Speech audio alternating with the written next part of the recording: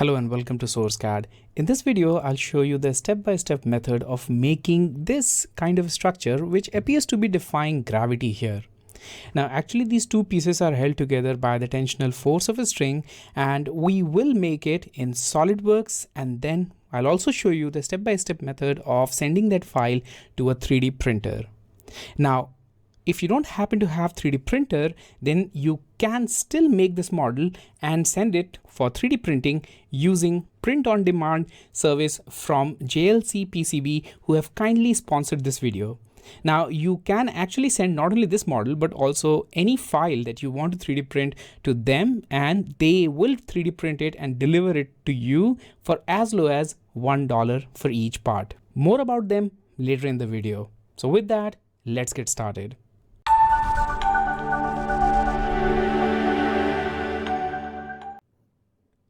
So now let's get started making this Tensegrity here in Solidworks. And to do that, I'll start with Sketch. So let's go to this Sketch tab right here and select Sketch and select a plane. I'll start with top plane and we'll make the circle. Now, before we do that, you can also set your unit. So right now I'm already working with millimeter, as you can see here, but if you want to work with any other unit, definitely you can change it. Millimeter is my go-to unit, so I'll stick with that. Now I'll go to circle, click here, and here we are. We've got the first circle. Now I'll also change the diameter of this circle. So let's go to smart dimension, select there and change it to 150, and that makes it 15 centimeter from here to here, 150 mm. All right, let's make another circle. So go to circle, and right here at the top, I'll make another circle. And again, I'll add the smart dimension, and here we are. Now this should be 72. All right, so that's a big diameter, and we'll make 3 copies of this. So I'll go to this sketch pattern option, select circular sketch, select this, and with this center, I'll make 3 copies. So in number of instances, I'll make it 3, click OK, and we're done. All right, let's trim everything that is not required. So I'll go to trim entities, I'll trim this part, done. Okay, so we've got the base shape. Let's add the fillets. And to do that, I'll go to fillet and select this drawing entirely like so. And as you can see, it will automatically apply the default radius of 10 mm, which of course I want to keep. I want to apply 10 unit radius here. So with 10 unit, click OK. And we have the base shape done. I'll click OK again to exit out of fillet tool. And that finishes the base part. Now, before we wrap this up, I'll also add few holes here. And to add the holes, well, I'll use circle tool. So I'll go to circle and let's just zoom into this area right about here, and I'll add it like so. Now the diameter should be 3 mm. So let's go to smart dimension, select this, and I'll add a dia of 3. And done. Also, we'll add the distance from center to this circle, and to do that, I'll add a center line. So select here and select here. Now that will also ensure that this remains completely vertical, and all we need to do is just add the dimension of this line. So let's go to smart dimension and add it right about here. Now this one is 68.8 and click OK. There we are. So we've got this exact distance as well. All right, so with that, now we are once again ready to make another set of copies here. So let's just pan it, and I'll go to once again circular sketch pattern, select this one. This is the thing which we want to copy, and number of copy is 3. So let's just make it 3 again. So we've got this, this, and this, and of course it's making copy along origin. Now click OK, and we are done. There we are. Exit out of this sketch, and now we can convert it into 3D. To do that, I'll go to feature, extruded boss base feature, and let's add a height of 6 mm, and done. So we have the base shape ready here. Now on this base shape, we are going to add the remaining feature, and that's also quite easy. So let's go to sketch and sketch option. I'll expand the tree and I'll select the plane. So in this case, I'll select the front plane right about here. Now using front plane, I don't think we'll be able to make it well properly. So maybe I'll use another plane, not just front plane here in this case. So I'll exit out of this sketch. Let's just select it again. So sketch And let's see which plane we can use. Actually, we can use right plane. I'm using right plane because this is the plane which is passing through this circle right here. That's why I'll use this right plane. So right plane, and we are good to go. So with that, we are now ready to add this part. And for that part, I'm going to use line tool. So let's start somewhere here randomly. And of course, I'm not going to be very precise. I'm not going to select this point. So I'll simply select this and I'll maybe click here. And let's just zoom out a little bit and I'll just make it like so. Move it up and here and here. And as you can see, this is completely random. I'm not trying to be very precise in this one because we'll do that in a moment. So here we are. So I've got the base shape done. Now, there is one thing you need to ensure, and that's this center point. This line should go beyond that center point because that's where the strings will hang. So we'll just make it like that. And also I'll trim this part. So go to trim and trim it. And now it's time to add the details. So I'll select this, and let's make it parallel. Done.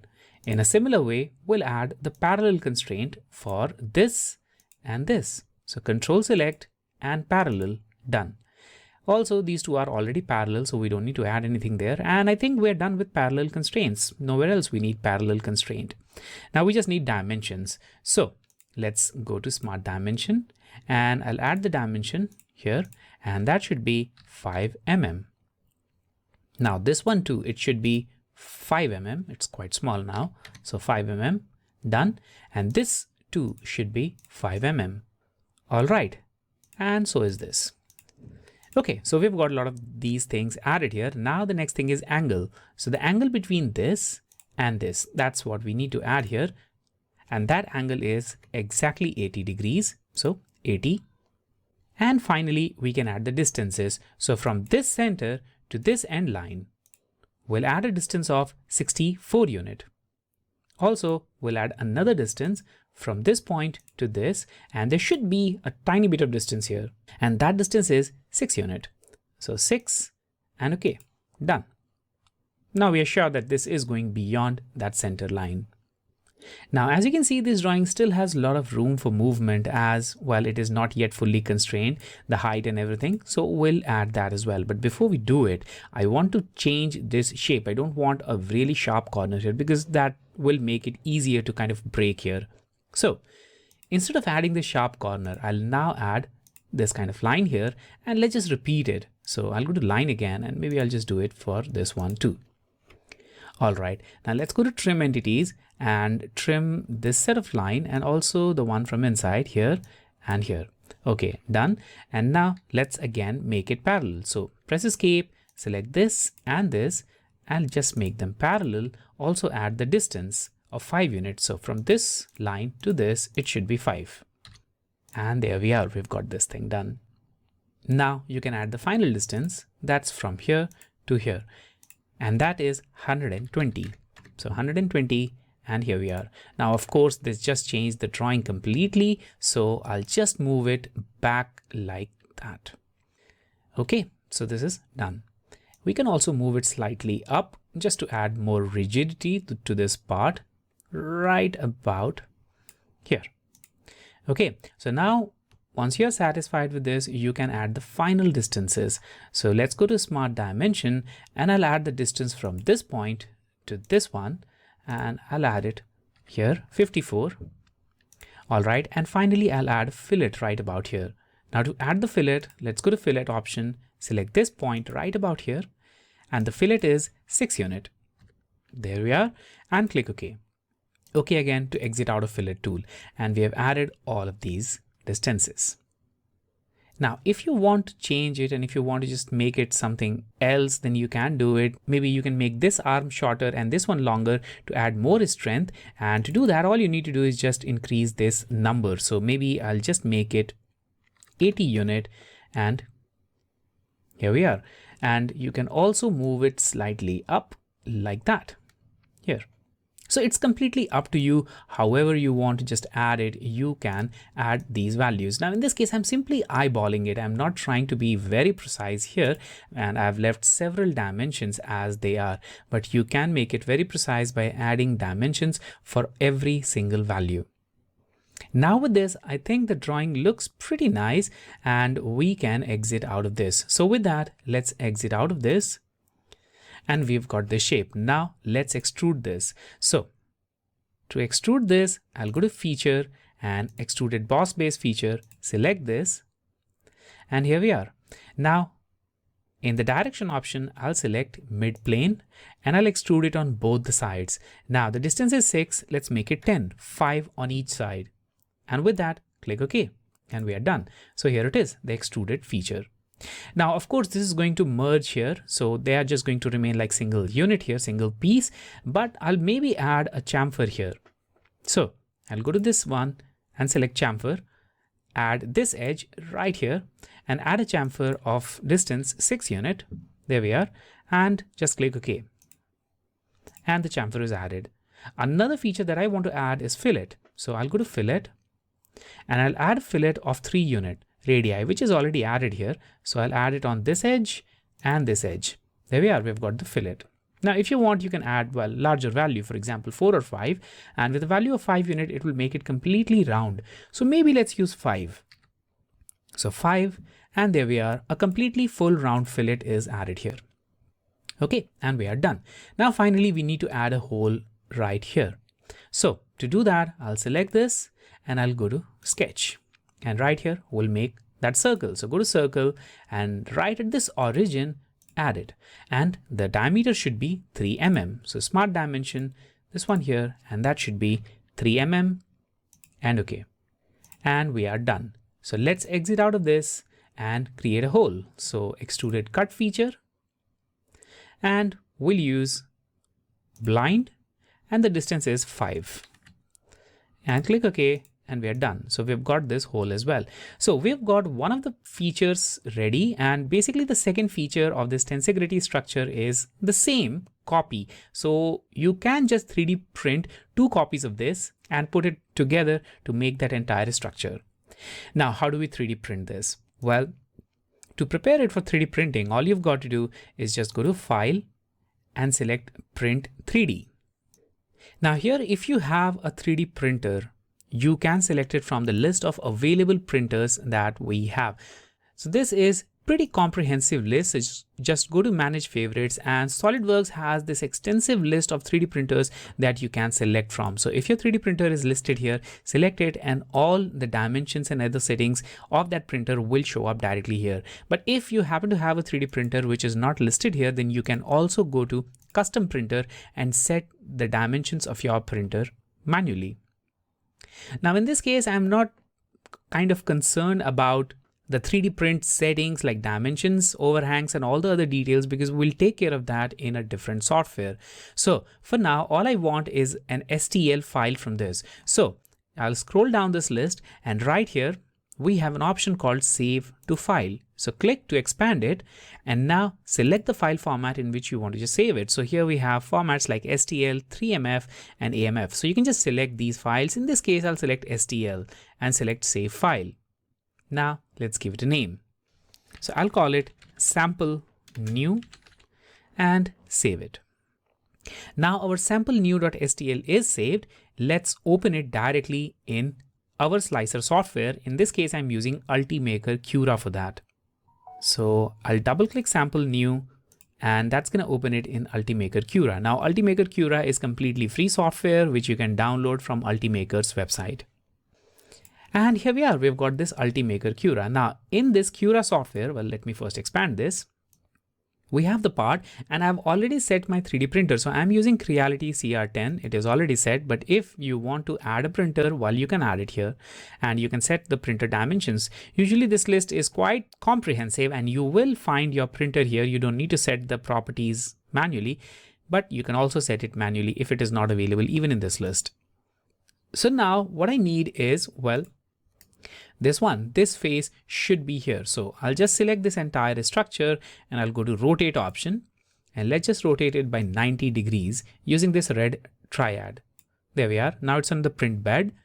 And the next option is, well, our printing. So if you want to print it in a scale of 1:1, well, that's good. And that's what we want. But if you want to change the scale, you can go to scale option and change the scale here. So as you can see, we have X, Y, and Z dimensions for this entire object here. So you can change that if you want.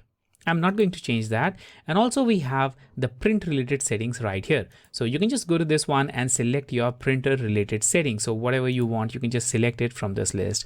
Now this one is also a completely preset setting that I have. Now infill and all these things are already set, but you can set it as per your requirement. Once you are done, you can click on slice. And here we are. It will take 8 hours and 6 minutes to just create this part, and it will consume 66 grams of PLA material, which I'm using right now. Now in this case, I have the 3D printer, so I can just print it. But even if you don't have the 3D printer, you can definitely make this part yourself. So once you are done making this part, you can send it to JLC PCB and they will 3D print it for you. Not only that, they'll 3D print it as well as ship the final product to your address. Now, if you want to know how much it's going to cost to just 3D print this, simply go to their website. The link is in the description and select this option, get instant quote. Now here we have, well, several options. What we are interested in is 3D printing. So it will directly take you to this 3D printing option where you can start with the technology that you want for this, as well as the material, of course, as you can see. So we've got the technology. That's what we want. SLA printing, and the materials are here. Now in this case, since we want to print a rigid material, I'll definitely suggest that you select resin here, nylon, metal, and ABS. Well, these are quite expensive options that you can avoid for now. Now here I'll select SLA and Lido 6060 resin just to begin with, and also you can select the color and the build time. You can even select the quantity. So in this case, we want 2 objects here. Actually, we want 2 copies of the same object. So we can change it to 2 later, but now select the product description. So what this is. So this is actually a DIY entertainment thing, kind of like a toy. So I'll just select toy here and now select the object. So go to add 3D files, select it and open. And here we are. So we have got the price. That's about $10 for one single print. Now you can just make it 2 and you'll get the proper estimate here. Now you can also change the material if you want. For example, 9000R resin, that's a bit cheaper. So if you want a cheaper alternative, so you can also print it with this. And here we are, we've got the pricing here. Now you can make it smaller to decrease its size. As you can see, this is pretty heavy, 1.22 kilograms. So you can make it smaller and the cost will be, well, less. So eventually, once you are done making these settings and once you have finalized the object, you can click on save to cart, add your address and let them do the 3D printing for you. So essentially in no time, you'll have your 3D printed part at your doorstep. So that was all about making a 3D part in Solidworks, preparing it for 3D printing and actually printing it as well. If you have questions, let me know in the comments area and I'll see you soon in another video.